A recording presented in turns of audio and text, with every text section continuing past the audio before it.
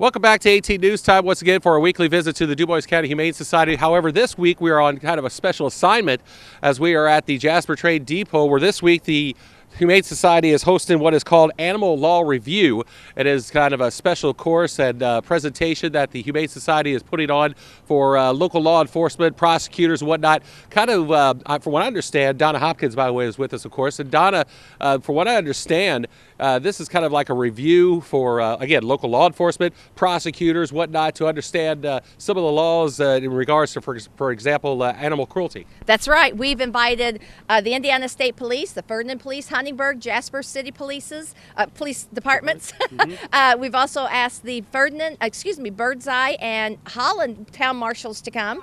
We've asked various different community members, mayors, different ones to come, because we're just wanting to all be on the same page, all meaning the law enforcement and the Humane Society, on when there's a stray out there. What do we do with a stray? There's feral cats. What do we do with feral cats? There's accusations that there's dog fighting going on. What do we do? And what do we do as a community? That doesn't mean what do we do for the law enforcement or the Humane Society. This is for the entire community, but we're wanting to be on the same page with the law enforcement.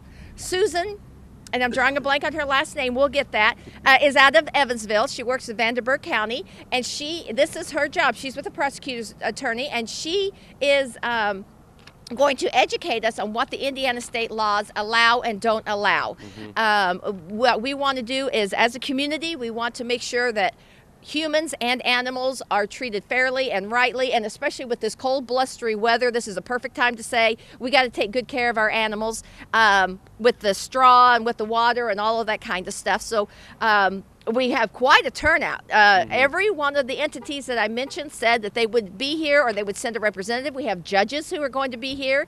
The prosecuting attorney will be here for the local prosecuting attorney. So we're very excited about this. Okay. And of course, a lot of the subjects and so forth that are on the agenda today include everything from, like you said, cruelty and neglect of investigations, search and seizure of animals and so forth, and as well as animal cases involving other crimes. Right. We've had instances where animals have been found in storage lockers, where you rent, that you could put your stuff in for months at a time. We've had people call and say, I hear a dog barking inside one of those. Well, then we get called in.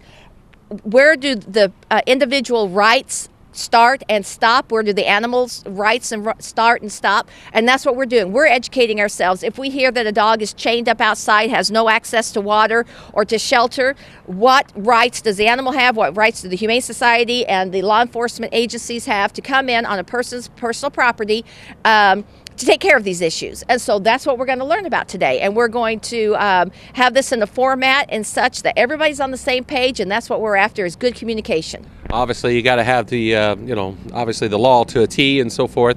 So as far as what they learn and whatnot, is this something that is done on an annual basis or biannually or whatnot? This is the first time that we have actually done this. All of the law enforcements are getting continuing education credits, so that encourages them to come, because they have to, in order to keep their credentials up, they have to get so many credits per annual show that they get annually. So this is going to go toward that. We're hoping this becomes an annual thing, and we may go on different subjects. This is kind of a broad scope. We may focus just on rescue dogs in a perilous situation, whether they're tied up on a chain and have no food, whether they are running amok and causing problems, things like that. We may do specialized. This is a broad spectrum.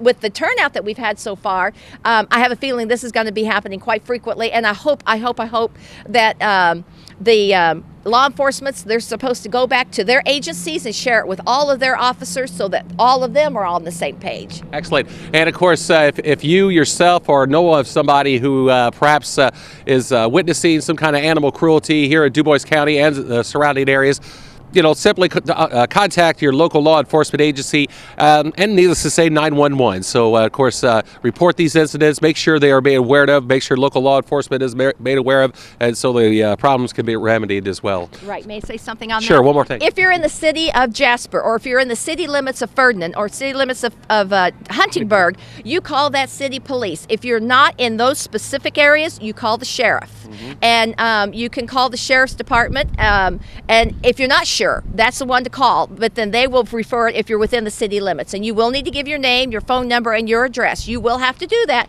because they have to know where they're going and who they're dealing with. Very good. And that pretty much wraps it up for the Train Depot, again, on their new venture here and so forth. So thanks a lot for watching. Weather's next.